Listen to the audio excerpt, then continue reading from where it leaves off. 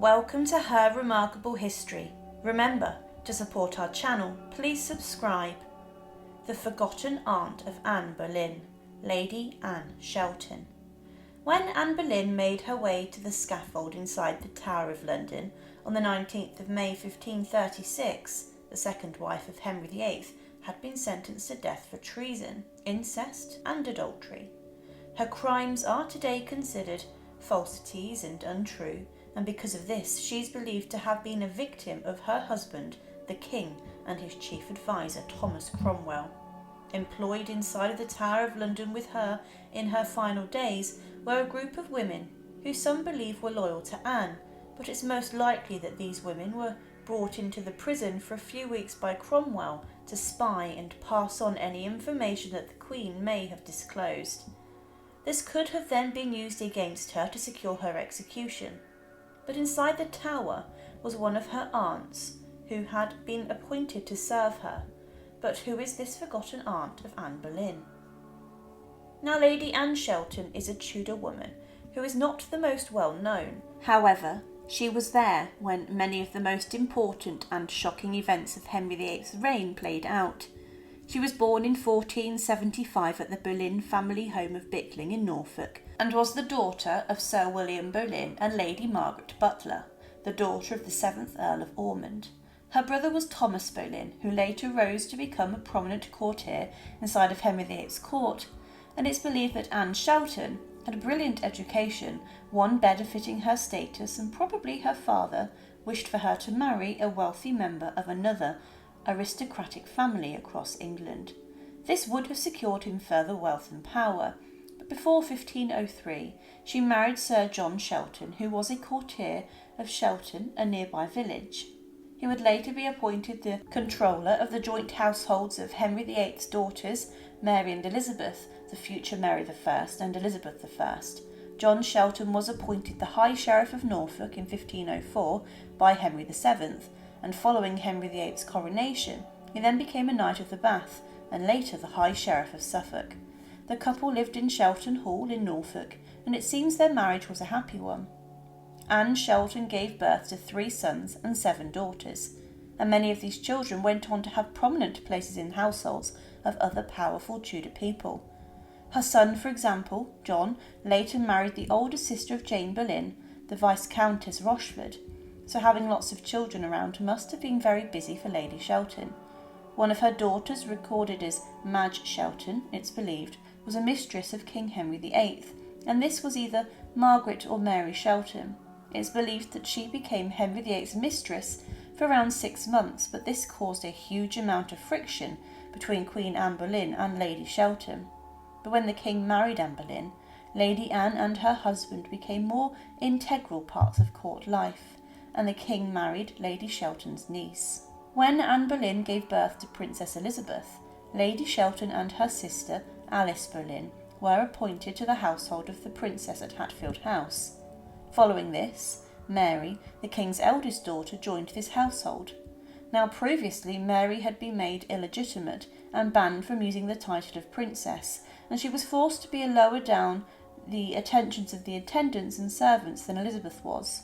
Lady Shelton was put in charge of Mary and was involved in enforcing the king's rules and wishes with regards to his daughter. She forced Mary to use the title of lady and tried to get her to completely accept Anne Boleyn as the rightful queen.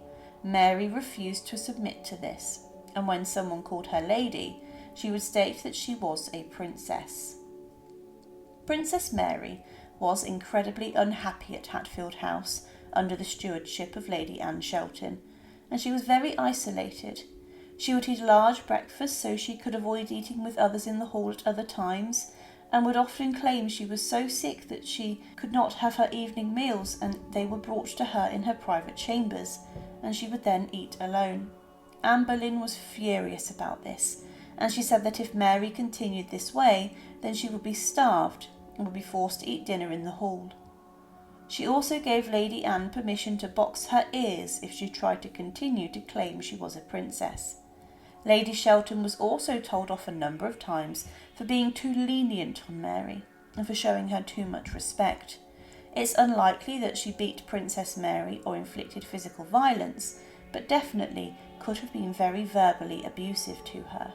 She was then slandered in February 1534 by the Duke of Norfolk and George Boleyn for being too kind to Mary, and they said she should treat her as the illegitimate girl that she was. It was said that Lady Shelton stated, even if it were so, and that she was the bastard daughter of a poor gentleman, her kindness, her modesty, and her virtues called forth all respect and honour.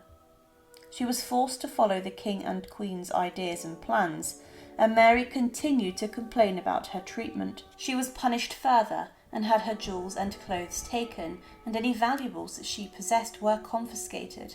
It got to the point where Mary had to beg for money, and Mary later refused to follow behind Princess Elizabeth when they moved to a new house. Lady Shelton had Mary physically lifted up and bundled into a carriage behind, but following the Act of Succession, it was said that Mary was not a princess anymore by law, and that her mother was not a queen. Mary I was forced to accept this, and if she did not, then she could have been sent to the Tower of London. Mary did refuse this, and it's believed that someone encouraged her to protest this, and Lady Shelton was placed in charge of finding out who did this. But then Mary became ill, and she had problems with headaches and her stomach, and Lady Shelton then fetched in an apothecary who gave her pills that made Mary worse and almost killed her. Lady Shelton was worried that she could have been accused of attempting to poison Mary, but she eventually recovered. It was Anne Shelton who told Mary her mother had died, but following this, Anne Boleyn began to ease up her treatment of her stepdaughter Mary. The Queen was pregnant again, but miscarried, and Lady Shelton allowed Mary more lenient treatment.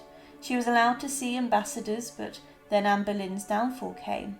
Anne was frustrating the king with her miscarriages and inability to provide him with a son, and his eyes had been caught by Jane Seymour.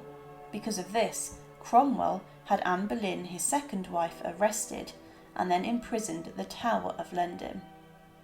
One of the 5 ladies who greeted her when she arrived was Lady Shelton. She had been appointed by Cromwell to attend on her queen, and these women were really tasked with spying on her and providing Cromwell with a detailed report of every word she said. Inside the Tower of London, Anne was tried and sentenced to death. She was executed by sword on the 19th of May 1536, and several women accompanied her to her execution and the scaffold. It's very probable and possible that Lady Shelton could have been one of these who stayed with her until her head had been taken clean off. These women then dealt with the Queen's body, packing her remains into an old oak chest before taking it inside the chapel of St. Peter ad Vincula for burial. Following this, Sir John Shelton, Anne's husband, had been appointed the steward of the household of Mary and Elizabeth.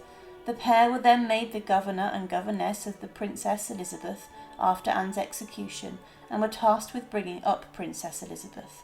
Lady Shelton also encouraged her daughters to befriend Mary I and treat her well. She later went to live with her father the king, and later gave gifts to Lady Shelton. Her family continued to experience a significant amount of favour, and when Princess Elizabeth later became Queen Elizabeth I, she summoned the Shelton family to court, and they were prominent courtiers during her reign. However, on the 8th of January 1556, Lady Anne Shelton died in Norwich.